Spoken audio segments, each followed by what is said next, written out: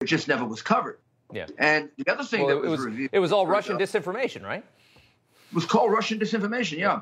And they really didn't go far enough. I mean, they did explain, the Daily Mail explained, there were texts that point out that Biden and his son had a joint bank account.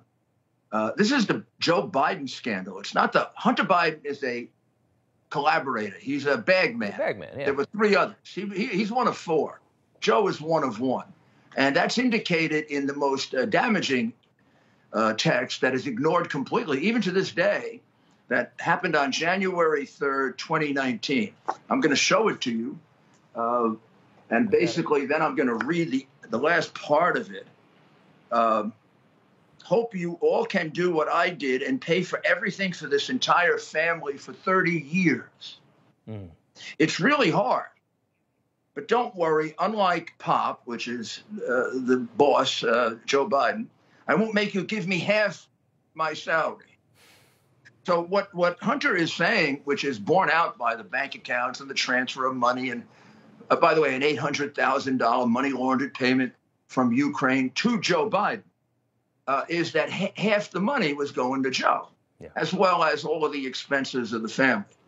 So in the hard drive, in addition to this overall explanation, you see plenty of proof of that.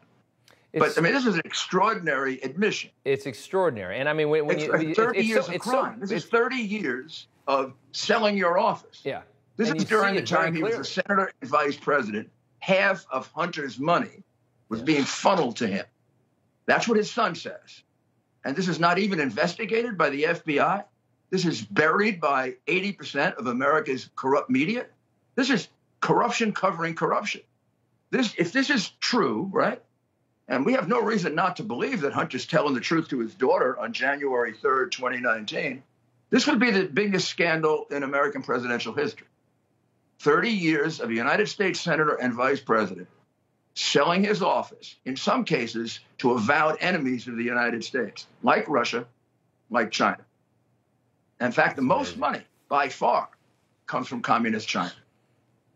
And nobody seems to bat an eye. I mean, most of the media sees all of this evidence. I mean, they could take the smallest bit of evidence of something else and turn it into a story that would run for weeks. Oh my goodness! And on this, I mean, of course. I mean, somebody doesn't file a form like Manafort. He doesn't file a Foreign Agent Registration Act when everybody knew he represented Ukrainians.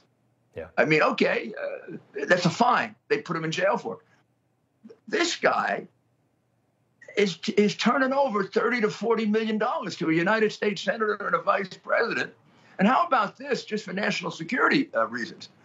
While Joe Biden is negotiating very tough negotiations with China and losing, getting his head kicked in by the Chinese communists, the drug-addicted son is getting a $1.4 billion commitment to a private equity fund, the owners of which are Joe Biden's son, Kerry's stepson, the Secretary of State at the time, and Whitey Bulger's nephew. And that's not worthy of coverage. He's one of the biggest gangsters in the United States at that time. Oh, it's a fantastic, salacious story that the media would love if the media wasn't in bed with the Democratic Party, which, of course, they probably hate that they can't cover it, but they can't.